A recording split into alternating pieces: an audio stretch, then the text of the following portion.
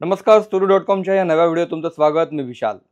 महाराष्ट्रातला निकाल लागल्यानंतर कर्जत जामखेड मतदारसंघाची चर्चा सध्या सगळ्यात जास्त सुरू आहे. ती म्हणजे दोनही उमेदवार ईव्हीएमवर शंका घेत आहेत. हा राज्यातला कदाचित एकमेव मतदारसंघ आहे जिथे दोन्ही बाजूंचे उमेदवार ईव्हीएमवर शंका घेत आहेत. आणि राम शिंदे यांचा पराभव अगदी 1250 मतांनी झाला. त्यामुळे स्वाभाविकपणे त्यांना असं कुठेतरी वाटत होतं की या निवडणुकीमध्ये आपला विजय होऊ शकतो. ज्या गावांमध्ये आपल्याला लीड मिळणं अपेक्षित आहे त्या गावांमधून लीड आपल्याला मिळालेली नाहीये. त्यामुळे कर्जत जामखेडचे पराभूत उमेदवार राम शिंदे यांनी ईव्हीएमवर शंका घेत फेरमतमोजणीची मागणी केली. फरक अत्यंत कमी आहे. जेव्हा 1250च्या आसपास फरक असतो तेव्हा रिकाउंटिंग होते, अनेकदा निकाल बदलूही शकतात. त्यामुळे राम शिंदे यांना नेमकी निकाल बदलण्याची अपेक्षा कोणत्या आधारावर आहे, ते कोणते मुद्दे आहेत ज्याच्या आधारावर कर्जत जामखेडचा निकाल बदलू शकतो असं राम शिंदे यांना वाटतं. ती 17 गावं नेमकी कोणती आहेत जिथे रोहित पवारांना मतं जास्त मिळाली आहेत आणि राम शिंदे यांना अपेक्षेपेक्षा कमी मतं मिळाली आहेत. तर या कर्जत जामखेडच्या निकालावर आपण बोलणारच आहोत. हे चॅनल तुम्ही सबस्क्राईब केलेलं नसेल तर सबस्क्राईब जरूर करा. मी कर्जत जामखेडचा निकाल सांगण्यापूर्वी अहिल्यानगर जिल्ह्यातली आणखी एक अपडेट सांगणार आहे. ती म्हणजे अहिल्यानगर जिल्ह्यातील विविध उमेदवारांनी ईव्हीएमवर शंका घेत काही आक्षेप घेतलेत आणि तिथे फेरमतमोजणीची मागणी सुद्धा केली आहे. राम शिंदे यांनी 17 बूथवर पडताळणीची मागणी केली आणि त्यासाठी त्यांनी 8,02,400 रुपयांचं शुल्क सुद्धा भरलंय.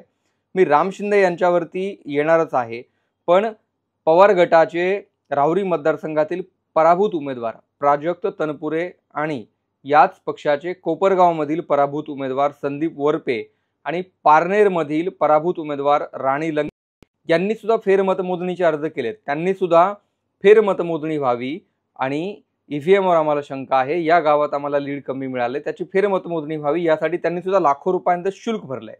अहिल्यानगरच्या 3 जिल्ह्यातली ही घडामोड आहे. जिल्हा निवडणूक अधिकारी जे आहेत सिद्धाराम सालिमठ यांच्याकडे त्यांनी अर्ज केले आणि नियमानुसार प्रत्येक मतदान केंद्रासाठी जे शुल्क आहे ते आहे 47,200 रुपयांचं. त्यामुळे 5 केंद्राचे 2,36,000 रुपये लंकेंनी भरलेत. तर 18 बूथवरील यंत्रांची पडताळणीची मागणी लंकेंनी केली आणि त्यासाठी त्यांनी सुद्धा 8,49,000 रुपयांचं शुल्क भरलंय.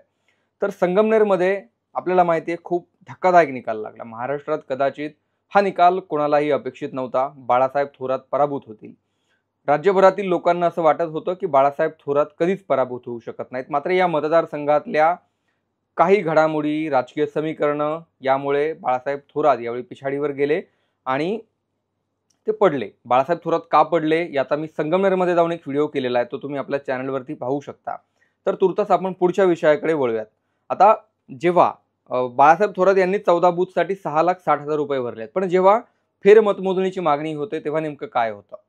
फेरमतमोजणीची मागणी, अहिल्यानगर जिल्ह्याला फेरमतमोजणीचा खूप मोठा इतिहास आहे. रिसेंटचीच घडामोड मी तुम्हाला सांगतो. सुजय विखे जेव्हा पराभूत झाले निलेश लंकेंच्या विरोधात लोकसभा निवडणुकीत, तेव्हा त्यांनी सुद्धा इथे फेरमतमोजणीची मागणी केली आणि जे काही त्यांचं शुल्क होतं 17-18 लाख रुपये ते भरलं. त्यांना 40 बूथवरच्या फेरमतमोजणीची त्यांची मागणी होती. पण हे प्रकरण न्यायप्रविष्ट झालं आणि हे प्रकरण न्यायालयात गेल्यानंतर ती फेरमतमोजणीची मागणी आता जेव्हा न्यायालयाचा निर्णय येईल त्याच्यानंतर होऊ शकते. सुजय विखे यांचं प्रकरण जे आहे संभाजीनगर खंडपीठामध्ये सध्या सुरू आहे आणि तिथली सुनावणी झाल्यानंतर जे आहे ते सुजय विखे यांच्या बाबतीतला निर्णय होऊ शकतो. या बाबतीत मी एकदा सुजय विखे यांची मुलाखत केली होती आणि त्यांना विचारलं होतं की नेमकं या प्रक्रियेमध्ये काय होत असतं जेव्हा एखादा उमेदवार आक्षेप घेतो आणि तेव्हा जेव्हा ती प्रक्रिया पूर्ण होण्याच्या आत ईव्हीएमची परत फेरमतमोजणीची मागणी केली जाते तेव्हा साधारण काय होतं हे मी त्यांना विचारलं होतं. तर त्यांचं असं म्हणणं होतं की न्यायालयीन अपीलाचा जो 45 दिवसांचा कालावधी आहे त्याच्यानंतर फेरमतमोजणी केली जाते. पण न्यायप्रविष्ट जर प्रकरण झालं, सुजय विखे अर्थातच कोर्टात गेलेत आणि निलेश लंकेंनी त्यांना चॅलेंज केलंय की फेरमतमोजणी होऊ नये. तर जेव्हा अशी प्रक्रिया होते तेव्हा काय होतं, तर 45 दिवसानंतर फेरमतमोजणी होते. फेरमतमोजणी जर झाली तर त्यात निकाल बदलूही शकतो. अशा काही घटना आहेत. आंध्र प्रदेशमध्ये अशा काही घटना घडलेल्या आहेत. पश्चिम बंगालमध्ये अशा काही घटना घडलेल्या आहेत. त्याच्यामुळे फेरमतमोजणी जर झाली तर अनेकदा निकाल बदलूही शकतो. सुजय विखे यांचं यावर म्हणणं होतं की इथे फेरमतमोजणी होईल त्या 40 गावात मला जास्त मतं पडतील आणि निलेश लंके यांना मी 5 वर्षांची टर्म पूर्ण करता येणार नाही याची मला खात्री आहे, असं सुजय विखे त्यावेळी म्हणाले होते. आता यावरती राम शिंदे यांचं काय म्हणणं आहे, तर राम शिंदे वेगवेगळ्या मुलाखती त्यांनी आता गेल्या काही दिवसात दिल्यात. तर राम शिंदे यांचं असं म्हणणं आहे की फेरमतमोजणी जर झाली मी एकदा 17 गावं कोणती आहेत ती आपण बघू, म्हणजे अंदाज येईल की या गावांमध्ये साधारण लीड कोणाला असतं, रोहित पवारांना असतं की राम शिंदे यांना असतं. 2019च्या निवडणुकीमध्ये या गावांमध्ये लीड कोणाला होतं. ही गावं माझ्याकडे आता आहेत, मी ती गावं सांगतो. जो अर्ज राम शिंदे यांनी निवडणूक अधिकाऱ्याकडे केला आहे त्याची प्रत आता माझ्या हातामध्ये आहे, तीच मी वाचून सांगतोय. बूथ क्रमांक 149 जो आहे जामखेड तालुक्यातला, जामखेड तालुक्यातलं फल्हाबाद हे गाव आहे. तिथली मागणी केली आहे फेरपडताळणीची. दुसरं गाव आहे अरणगाव, अहिल्यानगरला लागून असलेलं हे गाव आहे, जामखेड तालुक्यातलंच. अरणगावमध्ये मला जास्त मतं मिळणं अपेक्षित होतं, मात्र मी तिथे पिछाडीवर आहे असं राम शिंदे यांचं म्हणणं आहे. दुसऱ्या क्रमांकाचं हे गाव आहे. कोल्हेवाडी आहे जामखेड तालुक्यातलीच. पुन्हा चाकण आहे, राजेवाडी आहे, पाडळी आहे, मुंगेवाडी आहे, खर्डा गटात आपल्याला माहिती आहे की ओबीसी बहुल हा सगळा भाग आहे. 2019ला राम शिंदे यांना इथे जेवढी मतं अपेक्षित होती तेवढी न मिळाल्यामुळे त्यांचा पराभव झाला होता आणि यावेळी सुद्धा त्यांना बऱ्यापैकी मतं यावेळी मिळालेली आहेत, मात्र जी मतं अपेक्षित होती तेवढी मिळालेली नाही आहेत. त्यामुळे त्यात गोंधळ नेमका काय आहे याची पुन्हा रिकाउंटिंग व्हावी असं राम शिंदे यांचं म्हणणं आहे. असंच कर्जत शहर आहे, पिंपळवंडी आहे, बर्गेवाडी आहे, डोरेगाव आहे, कर्जत शहरातले बूथ आहेत 2.